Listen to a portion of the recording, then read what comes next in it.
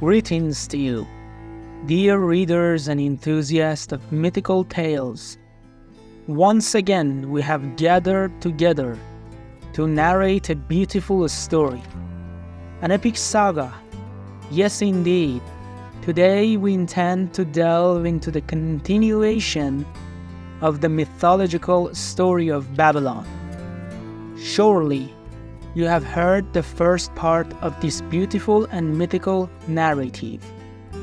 If you haven't, make sure to check it out because these two stories are interconnected. The link to the story is provided in the description as well as at the top of the page. If you haven't seen it, be sure to take a look so you can grasp the beauty of this myth. In this segment, we will continue the tale of the mythical city of Babylon, and we will also witness the great battle between the army of Artabaz and Mehmet. So stay tuned with us. The story begins with Tan, the first commander of Prince Mehmet's army, being summoned to the grand palace of Artabaz. There, he accepted his request for betrayal, not only to his own country but also to his lord. Honor, a great and powerful commander, after years of service to the Babylonian Empire, under King Darius and Prince Mehmet's command, decided to betray them and conspire with his followers to seize power. After Tanner left the palace, Artabaz chuckled and said, "Well done, skilled sorcerer. Indeed, you possess beauty, but you are even more devilish than I am. Go now, stand by his side, and keep a watchful eye on him from afar, so he does not forget his goal. Be vigilant, and if he attempts anything else, swiftly put an end to him. This is our only way to destroy the Babylonian Empire. Finally, the moment I have been waiting for years has arrived. I, Artabaz, the king of demons, the ruler of the city of Tarut, will crush Mehmet's army to dust, and I will send his head to his insignificant father, Darius." Then Artabaz burst into laughter. At that very moment, Prince Mehmet was preparing for the greatest battle of his life. He had promised his father to destroy the city of Tarut and separate the head of the demon Artabaz from his body, delivering it as a victory tribute. Mehmet always envisioned expanding and glorifying the Babylonian Empire, and he strived in that direction.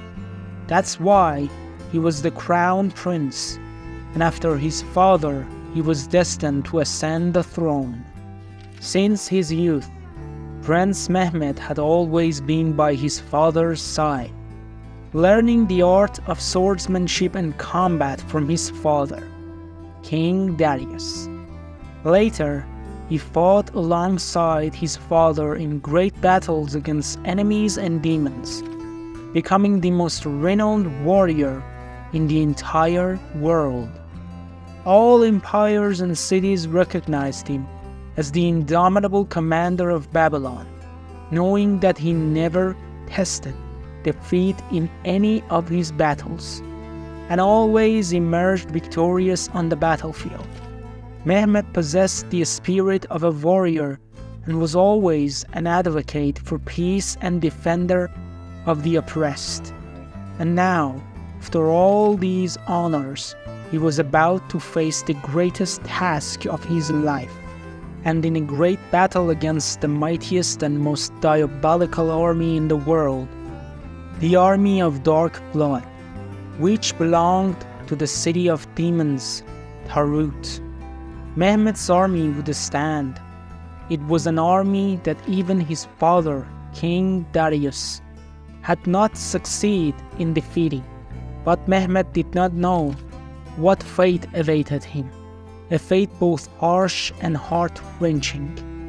Finally, the long-awaited day arrived, the war horn resounded from Prince Mehmet's camp, signaling that all the army was ready for battle.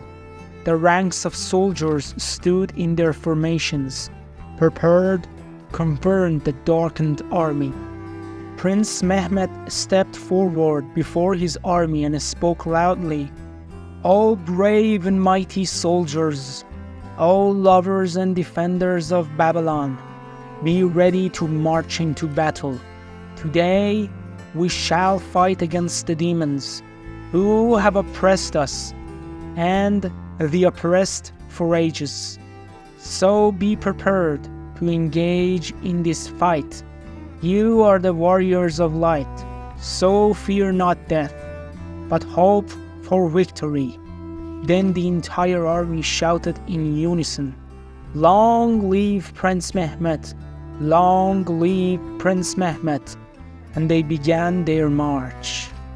Prince Mehmet positioned at the front of the army alongside his commander, Taner, followed the path indicated by Taner, with the entire army marching behind them.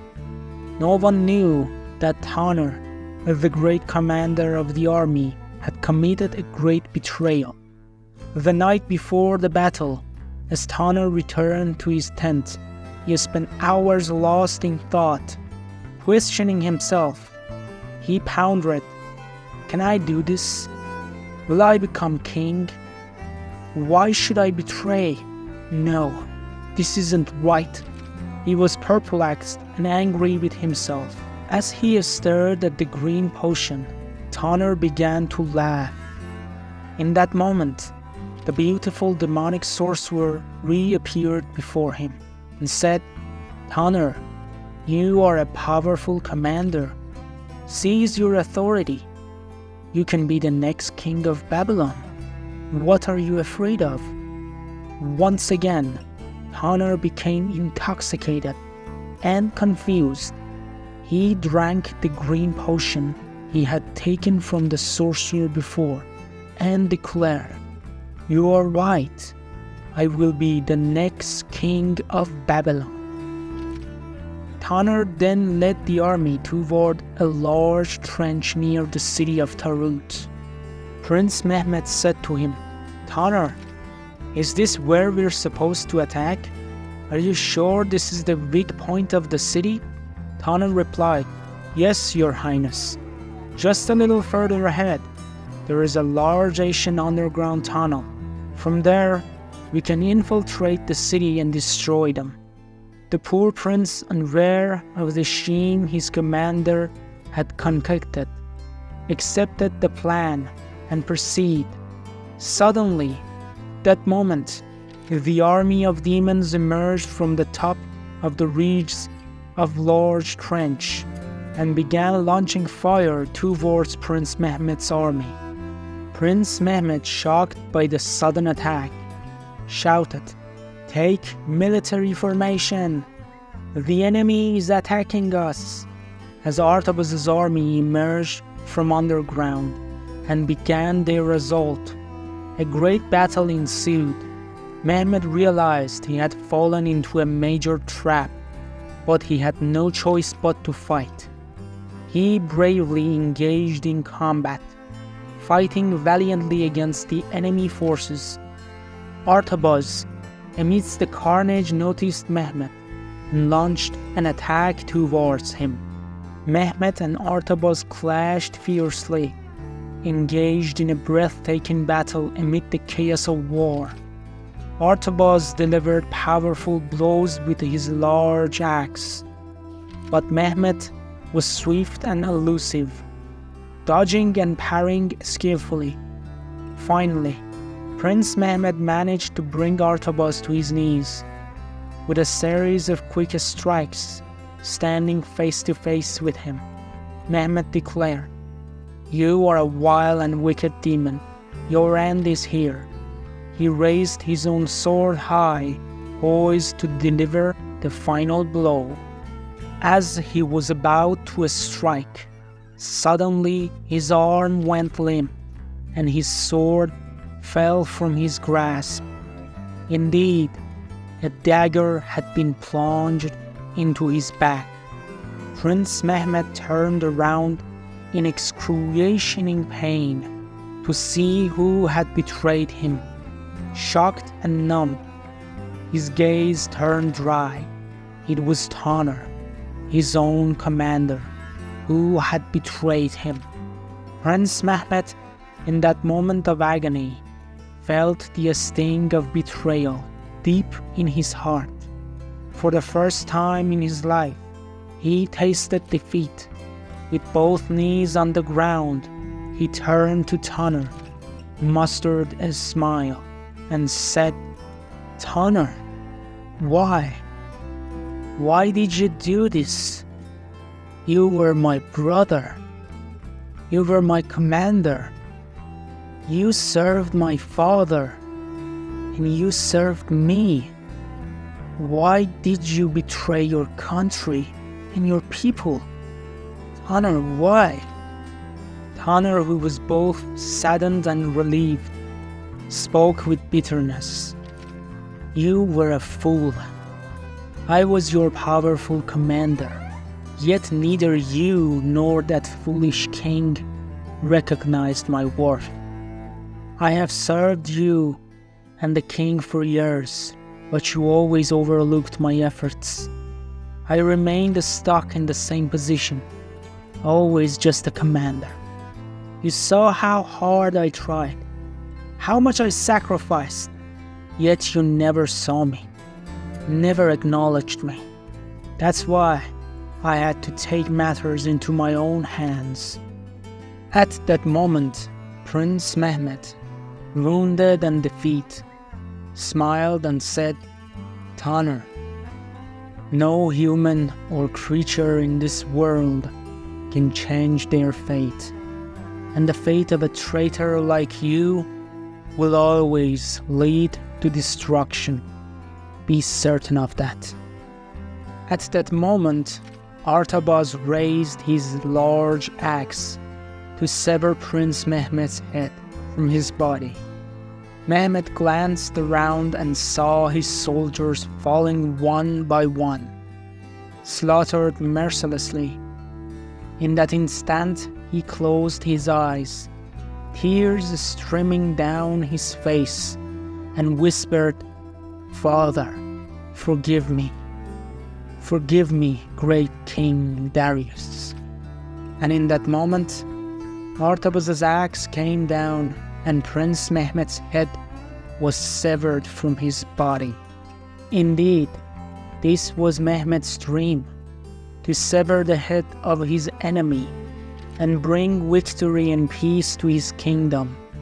However, he couldn't escape his fate and became a victim of the treachery and greed of his own commander, Taner. Artabaz, pleased with this victory, held a grand banquet in his palace. With laughter, he exclaimed, "Finally, I have achieved my great dream. Now it's time to attack Babylon and destroy it. Yes, Taner, I mean it, King of Babylon, Taner," and burst into laughter. Taner, completely engulfed in darkness with no light left in his heart, turned to Artabaz and said, "No, if you attack Babylon now, you will fail. You cannot conquer Babylon this way. The Babylonian Empire has become much more powerful since you last attacked it. Back then, you couldn't seize it, and now, facing the mightiest empire in the world, it's impossible. Attacking it this way won't work. You cannot take it." Upon hearing Taner's words, Artabaz pondered for a moment and then spoke more seriously. "Well, then what should we do? Should we just sit here and wait for them to attack?" Taner replied, "No. I have grown up in Babylon and know it better than anyone. I have a great plan, The area around the city of Babylon is filled with water, and under the normal circumstances, there is no entrance except by sea. If you want to attack, you will have to go there by ship. However, as soon as you arrive, you will be bombarded with catapults and destroyed. So, what we will do is this. The journey from here to Babylon takes 8 days.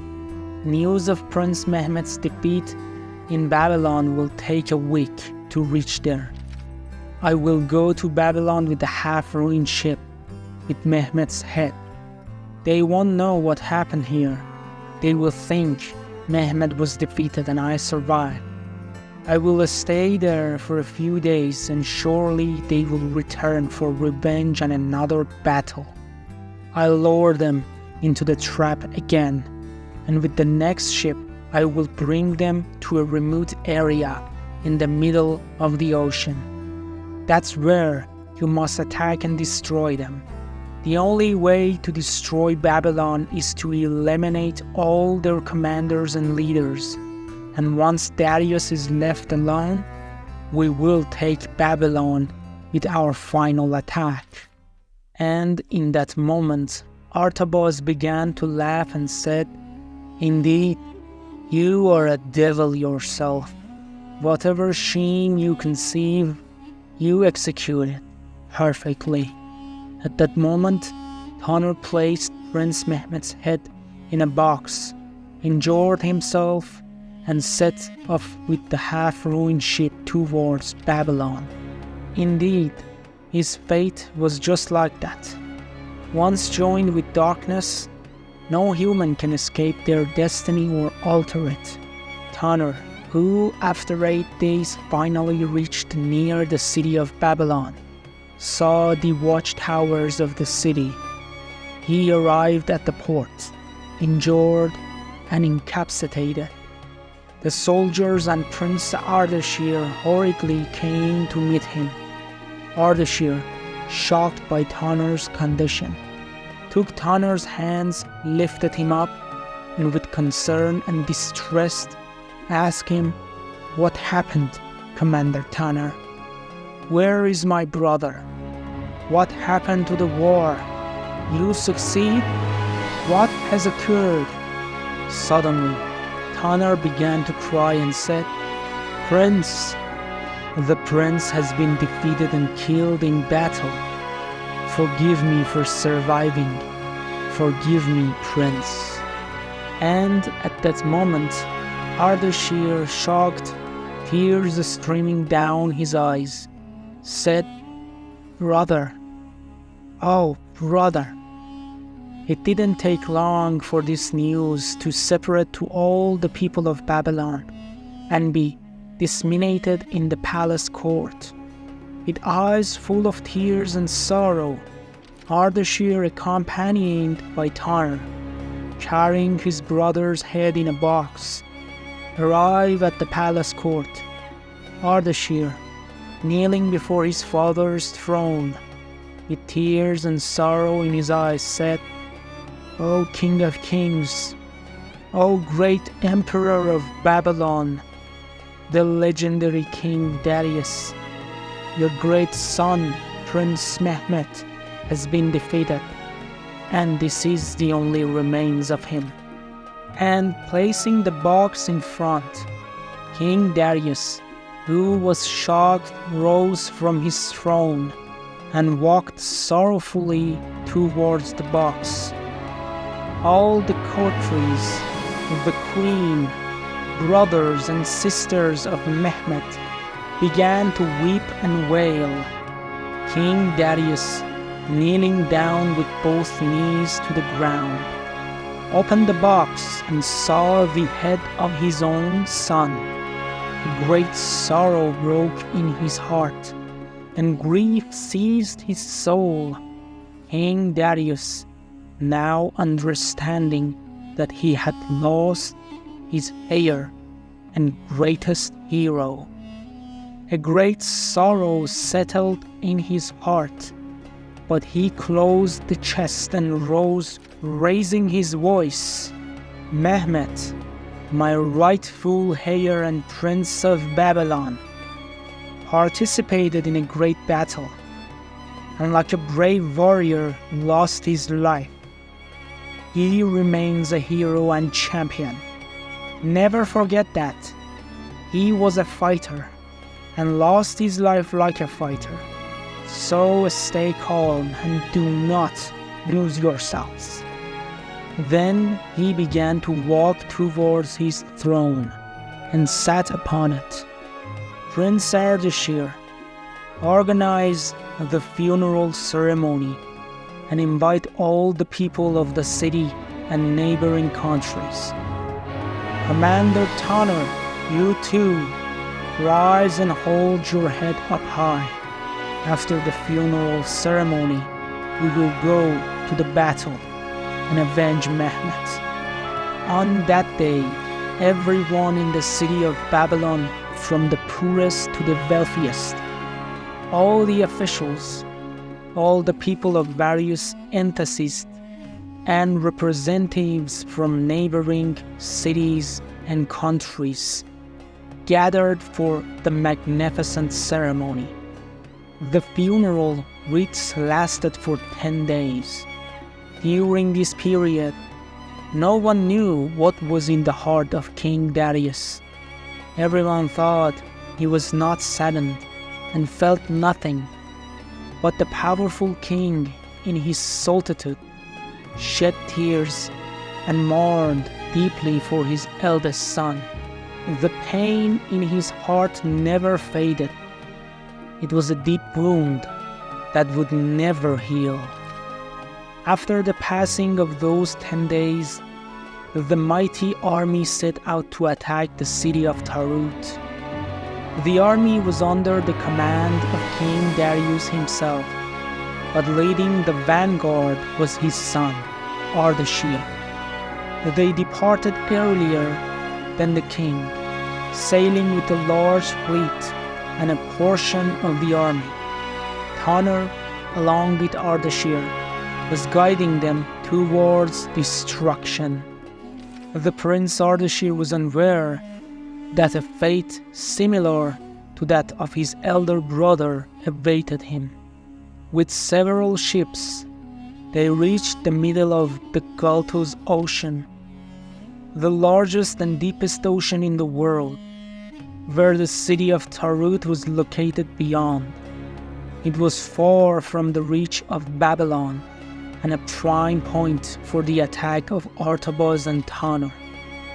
Ardashir, who was stationed at the front of the ship, muttered to himself, "My brother, I am here to avenge you and bring peace to your soul."